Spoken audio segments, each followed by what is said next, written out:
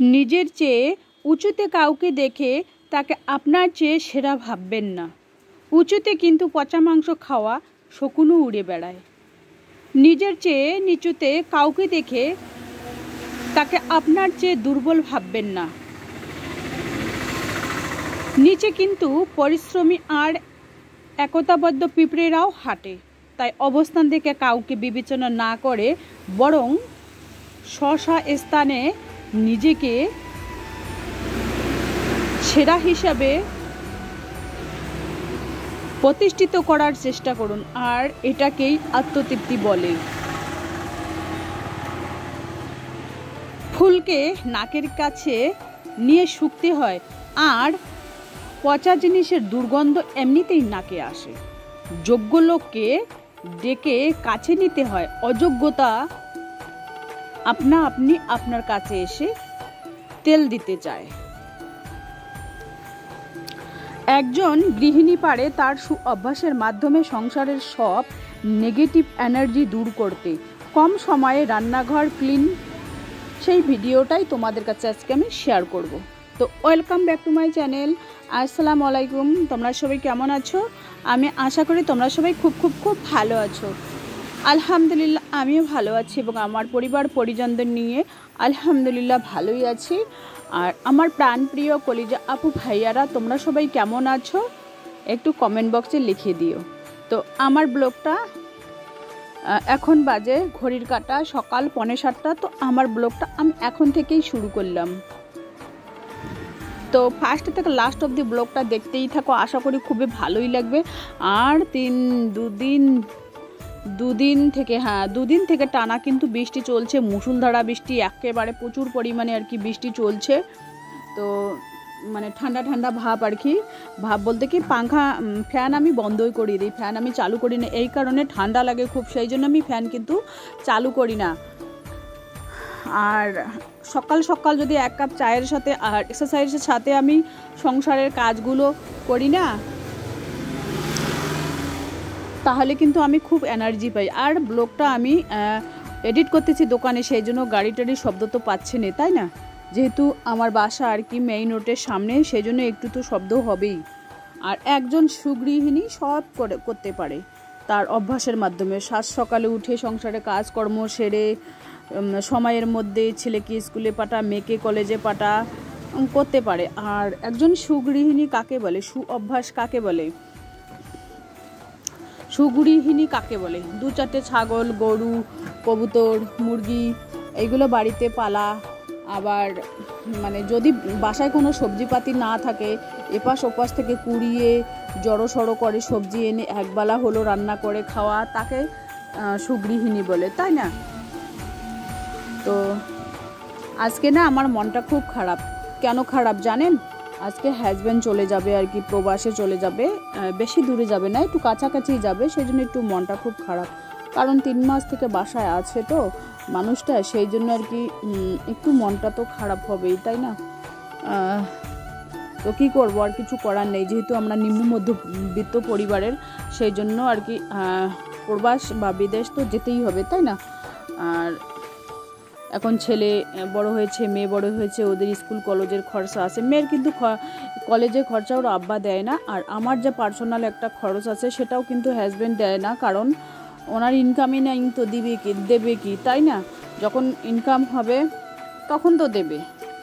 তো সেই জন্য আর কি বর্তমান কিন্তু এই যে 3 মাস থেকে কিন্তু খরচ, মানে বাড়ির যে বাজার খরচ, বাড়ির যে একটা খরচা আছে, সংসারের যে একটা খরচ আছে, সেই খরচটা কিন্তু আমিই বহন করতেছি। আমি একটা উপলক্ষ, উপরওয়ালা চালাচ্ছে, আল্লাহ চালাচ্ছে আর কি সংসার, আমি উপলক্ষ আর কি।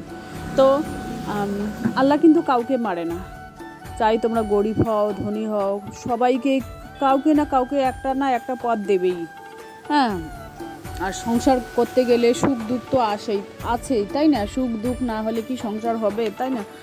আর আজকে ছেলে আর কি ভাবছে, ছেলে ভাবছে যে স্কুলে যাবে, স্কুলে নাকি ও টাকা পাবে আর কি, কিসের জন্য কি নাম যেন বলছিল, সেই টাকা পাবে।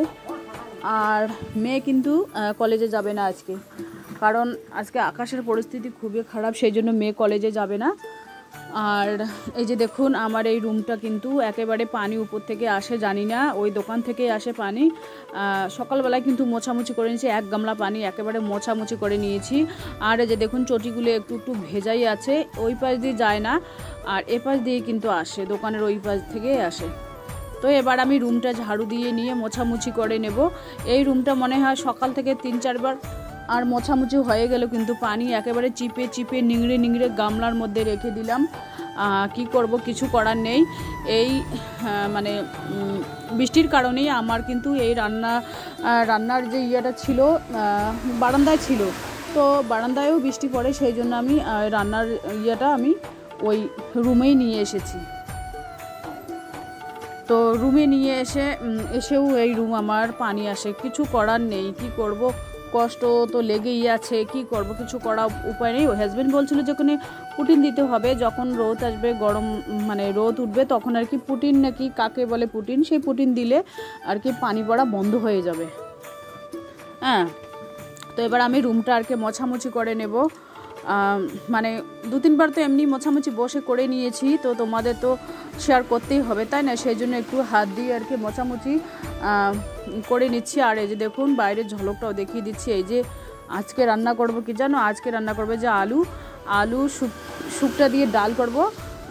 আর যে মানে কারেন্ট চলে গেছে, লাইট চলে গেছে, এই যখন গ্যাসের মধ্যে রান্না করতেছি, গ্যাস কিন্তু খুব কম ধীরে ধীরে জ্বলতেছে।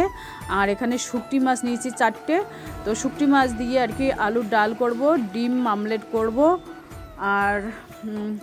আর কি বানাবো জানো, আর ইয়ে বানাবো, আর একটা সবজি, আর 2টো সবজি বানাবো। সেটা হচ্ছে কি বলছি তোমাদের, একসাথে বানিয়ে রেখে দেব, কারণ আমি এখন চালু হয়ে গেছি। এই কারণে রাত্রিবেলা না কারেন্ট চলে যায়, খুব আমার অসুবিধা হয় আর কি, রান্না খাওয়া খুবই অসুবিধা হয়।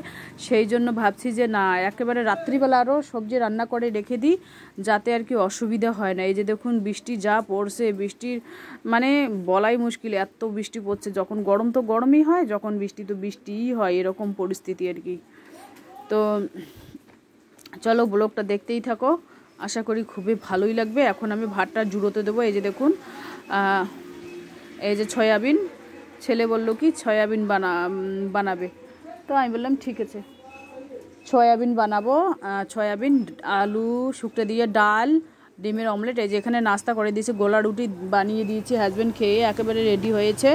তো বৃষ্টির জন্য আর কি এগোতে পারছে না, মনে হয় আজকে যাওয়া কথা তো আছেই। একেবারে ব্যাগ গুছিয়ে রুমের মধ্যে রেখে দিয়েছে। এই যে দেখুন বাইরে বৃষ্টি একেবারে থামার কথাই নিচ্ছে না, মানে যদিও থামছে তো ঝিরিঝিরি, আবার কোনো সময় মুষলধারা, এরকম পরিস্থিতি আর কি। যখন গরম তো গরমই হয়, আর যখন বৃষ্টি তো বৃষ্টিই হয়। তো কি বলবো, মানে দুর্গাপুজো তো সামনেই, তো এটা হচ্ছে সন্ধ্যার টাইম, তো গুড ইভিনিং। তো এখন আর কি চা করব বিস্কুট দিয়ে আর কি। সন্ধ্যার টাইমটা আর কি চা না খেলে না এনার্জি ঠিক থাকে না। আর হাজব্যান্ড ব্যাগ সেলাই করবে, আমি আর কি ব্যাগ বাঁধাবাঁধি করব। তো চলো দেখতেই থাকো ব্লগটা। আর মানে সন্ধ্যার টাইম, কি মানে কি বলবো, আর বৃষ্টি চলছে। তো আমি বললাম কি চলো লাল চা করে নিয়েছি, লেবু চা করে নিয়ে আসলাম। তো চলো আজকের ব্লগটা এই পর্যন্তই। ততক্ষণ তোমরা সবাই সুস্থ থাকো, সাবধানে থাকো, টাটা, আল্লাহ হাফেজ। আর বেশি কিছু শেয়ার করলাম না। আর আজকে মুরগিদের আর কবুতরদের তোমাদের কাছে দেখাতে পারিনি, কারণ যা বৃষ্টি। আর রাত্রিবেলায় কি রান্না করেছি, ওই যে ডিম ভাজা, আলু ভাজা করলাম, আর দিনের ডাল আছে একটু, মানে আলুর ডাল যে করেছিলাম সেই ডালই আছে, সেটা দিয়ে হবে খাওয়া।